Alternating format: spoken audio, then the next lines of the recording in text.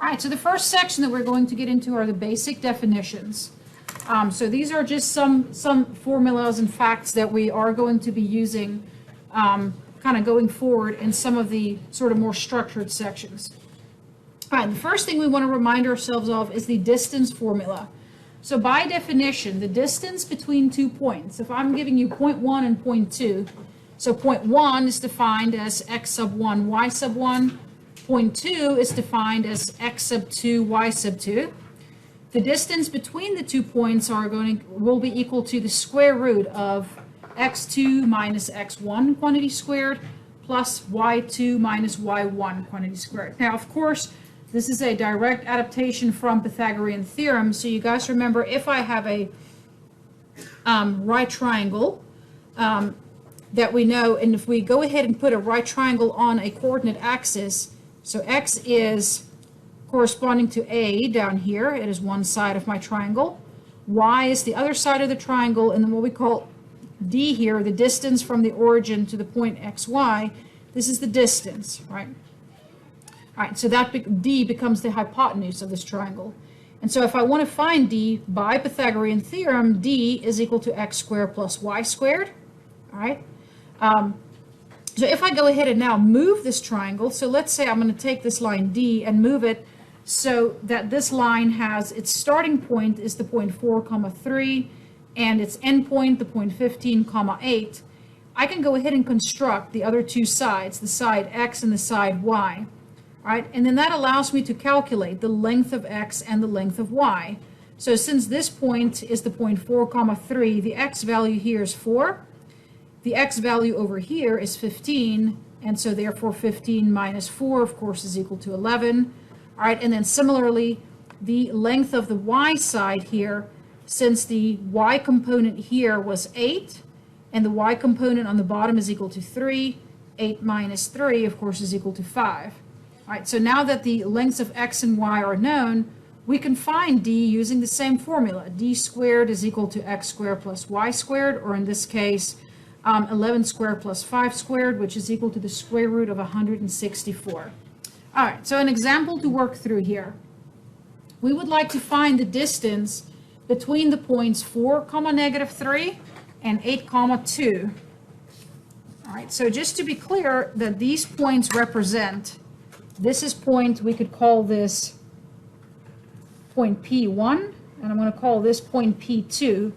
So this right here is x sub 1, and this right here is y sub 1.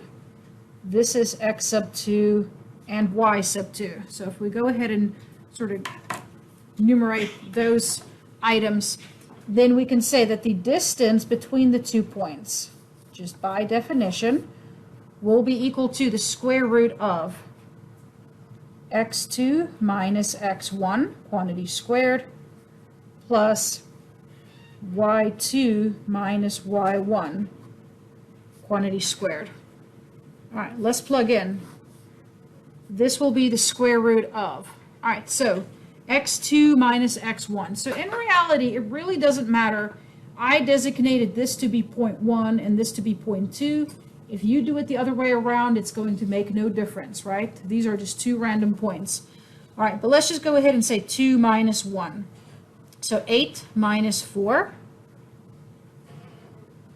is the difference between the two x values, plus the difference between the two y values, 2 minus negative 3, quantity squared. All right, this is equal to the square root of. All right, let's see, 8 minus 4 is equal to 4 squared. 2 minus negative 3, this becomes 2 plus 3. This is equal to 5 squared. And so this will then be equal to the square root of 16 plus 25, which is going to be equal to, let's see, 30, 40, square root of 41, right? I do not believe that the square root of 41 is going to clean up to be anything nicer than that. So you're welcome to leave your answer in exact form. You can just simply leave it as the square root of 41. I believe square roots can be coded into your MyMatlab. So if you're doing homework If you're doing homework, you can just leave it as that. If you really, really, really want to give the decimal value, it will be equal to, I'm going to put a squiggly equal. This means that we're finding the decimal value, which is going to be approximate 6.403. I'm just rounding that to 3 decimal places, of course. All right, so the slope of a line. All right, so this is just a quick review of lines, equations of lines, etc.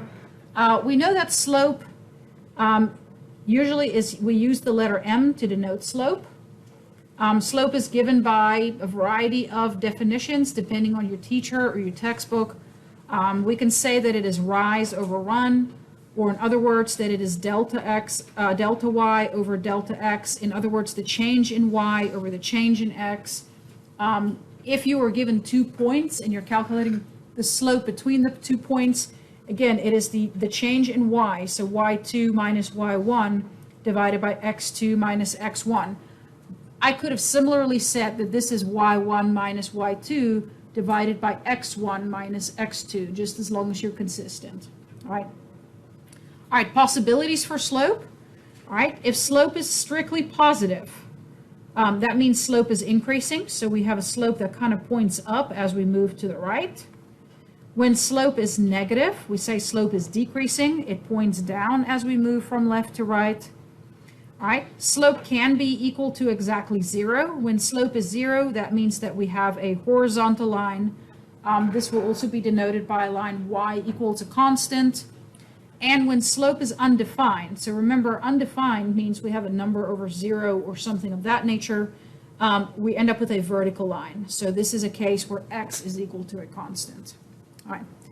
All right, so the first thing we need to be able to do is to find slope given 2 points. So if I give you the 2 points, 3, negative 2, and also the point 4, 5, the slope will be equal to, we say slope m is equal to the change in y over the change in x. All right, it doesn't matter which point you designate to be point 1 and which one is point 2, just as long as you're consistent. You can't cross hairs here. So if I do this as, let's see, the change in y, so 5 minus negative 2 divided by the change in x, 4 minus 3, this will be equal to 5 plus 2 is equal to 7 over 1, which is just equal to 7. The next item here, we want to look at parallel and perpendicular lines. All right, so when we have multiple lines graphed on the same coordinate axis, 2 lines will be parallel to each other if and only if their slopes are exactly equal. So that is, 2 lines are parallel if they have the same slope. If we have one line, the line y1 is equal to m1 times x plus b1. So this just represents the equation of the first line. And we compare it to the equation of the second line, right? If m1 and m2 are exactly equal, then the 2 lines will be parallel. So the notation that we use for parallel lines, of course, is the 2 straight lines that go like this. So one implies the other. It means that these 2 lines will never intersect, all right? All right, similarly, we can have perpendicular lines. Again, we say that 2 lines are perpendicular if and only if the product of their slopes are equal to -1. Again, so let's say generically we have 2 lines, line 1 and line y1 and y2, right? y1 has a slope of m sub 1 and y2 has a slope of m sub 2. If m1 is equal to -1 over m2, then these 2 lines are perpendicular. More importantly, if I give you the equation of a line and I ask you to come up with the equation of another line that is perpendicular, what you would need to do is take the slope. We're going to do 2 things.